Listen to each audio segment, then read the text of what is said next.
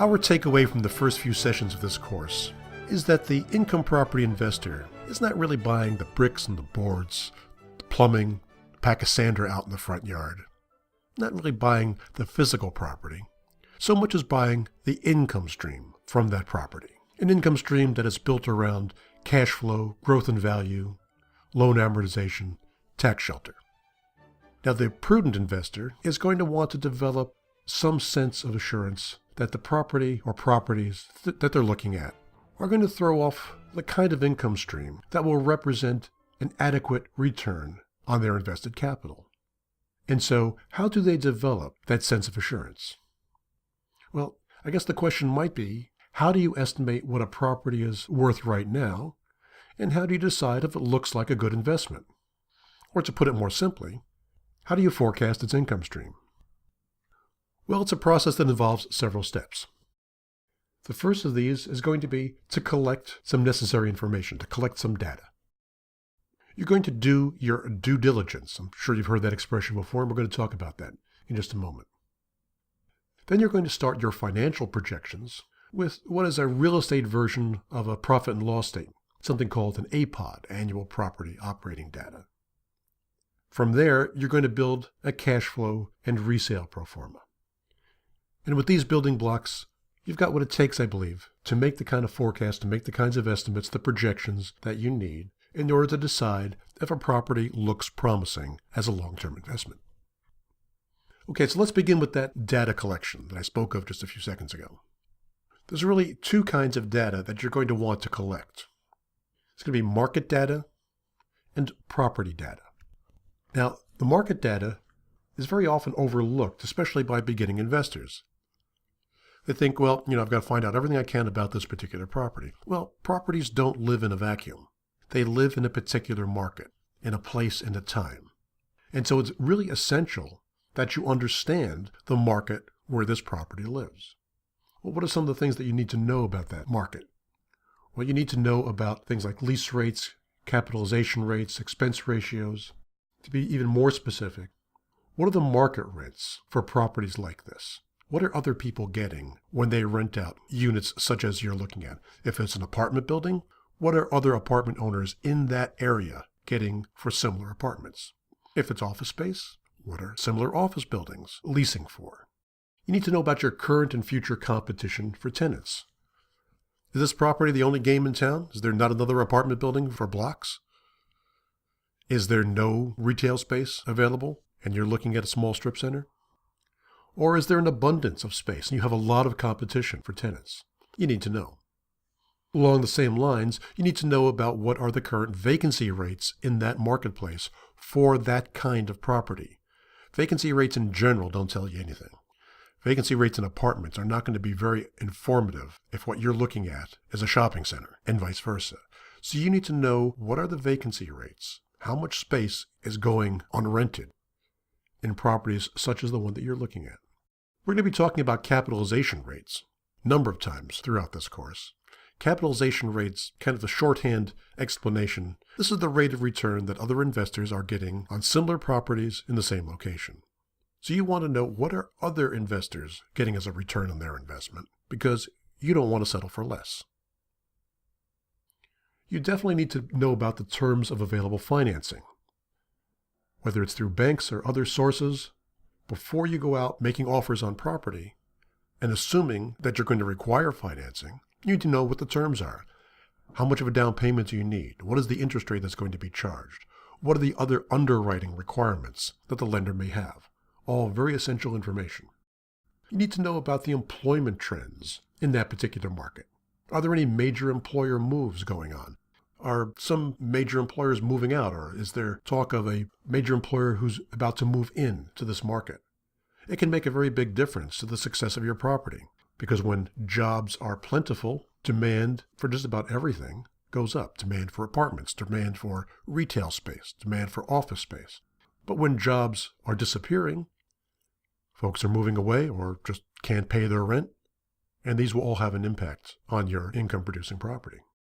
You also need to keep your ear to the ground about municipal budget issues, about property tax trends and prospects for how property taxes may grow in the future. An example I always give is, are you hearing that they're about to build one or even several new schools? Well, if that's true, then even though you know what the property tax bill is going to be on a particular property right now, if there's going to be a demand for more tax revenue, it might be wise for you to make the assumption that your property taxes could have a dramatic increase. And you should have a sense of the general business climate. Kind of goes hand in hand with what I said about the employment trends. When business is good, investments tend to be more successful. But if business has been on a downward trend in this particular market, business in general, then various property types may suffer due to the lack of employment. Now, where can you get information about market data? I always suggest that you should get acquainted with some commercial real estate brokers because they will generally have information along these lines. You should also make the acquaintance of some commercial appraisers because they likewise are likely to have this kind of information because it's their stock and trade. In regard to some online resources, there are several that are popular as I speak, and I can mention a few of them with the caveat that, of course, by the time I upload this lecture, it wouldn't be at all surprising to find that some of them have gone by the wayside and been replaced by others. That's just the nature of how things are in the information world. But places like LoopNet.com, CoStar, Real Capital Analytics, Reis Reports, Realty Rates, these are sources that have been around for a while and may continue to still be available by the time I stop talking here today. And my necessary and appropriate disclaimer is that I'm not actually recommending any of these, simply giving you some ideas as to places you begin to look if you're looking for market-related data for commercial real estate. Now, how about that property-related data? Where do you get information about a specific property that you're interested in? Well, the place to start, of course, is with the owner's representations. What is the owner of the property telling you? Well, there's two ways you get that kind of information. You either get it directly from the owner, if you're dealing face-to-face, or it may be filtered through a listing broker. Now, some items can be verified independently. You can verify property taxes very easily. In terms of property insurance, there's no reason that you need to pay much attention to what you're being told that the current owner is paying because that's not going to be your insurance bill. So call your own insurance agent and say, if I buy this building, what's it going to cost me to insure it? In many locations, utility costs can be confirmed independently. In general, though, I suggest that you take anything that you're given in regard to the operating expenses or other costs related to a property with a very, very large grain of salt. There is in the industry kind of a common practice, which is politely called the reconstruction of the owner's representations. Translation to that is, I don't believe a word you told me, and so I'm going to start from scratch as if you told me nothing. Among the things you want to try to reconstruct, if you will, let's start with the revenue stream. You want to see the lease contracts. Now, very often, if it's a commercial property, they may have what's called an estoppel clause, which if you get really deep involved in the transaction, and if it's a property of significant size, you may be able to invoke that clause or ask the owner to invoke that clause to have the tenants directly confirm not only that the lease terms are as you've been told and have been shown, but also that there is no outstanding litigation between landlord and tenant that might spill over into your ownership. You might want to try to get from the owner some occupant and payment history.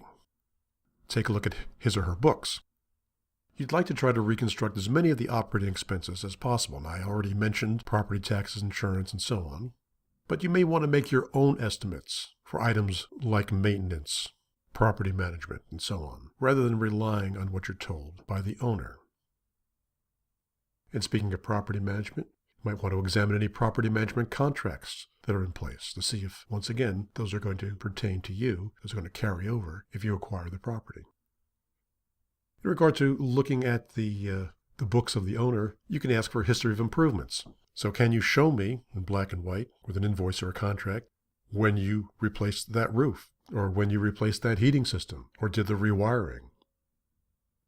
But all in all, you may be better off relying on your own independent projection of maintenance, repairs, and so on. And this is something that your ability to do this kind of grows over time as you deal with properties, and you have a sense for how much does it cost really to get the snow plowed, or how much does it cost to get the lawn mowed, or to get the hallways cleaned on a regular basis.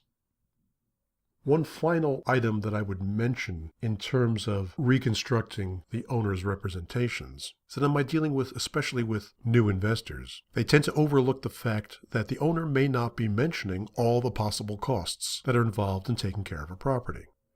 They may not be mentioning, for example, property management. And so, all right, perhaps you don't need to hire a property manager yet. But at the same time, you want to be realistic and compare apples to apples when you're comparing properties. Consider the fact that if you're going to manage the property yourself, that your time has value. And so a property management cost should be included, even if initially you're not going to be hiring a third party. Look for other possible omissions in the list of operating expenses. A couple moments ago I mentioned lawn and snow. Well, if you're in an area where it snows and the owner hasn't included snow removal as one of their operating expenses, well, you know that somebody's going to have to remove that snow, and you're going to have to be the one to pay for it if you own the property. So in summary, I've talked about collecting data about the property, market rents, competition for tenants, vacancy rates, cap rates, financing terms, and the state of the local economy, and about the property itself, the history of occupancy, operating expenses, and improvements, as well as your own estimates of items such as maintenance and repairs and other costs. That's the essence, really, of your due diligence. Once you've done that, once you've accumulated basic data about the market and the property, then you can go on to the next step, which is to make your financial projections. You'll need to begin with what is essentially a profit and loss statement for investment properties, something we call an APOD, or Annual Property Operating Data. We'll be dealing with that and with some of the financial terminology that you need when using an APOD in our next session.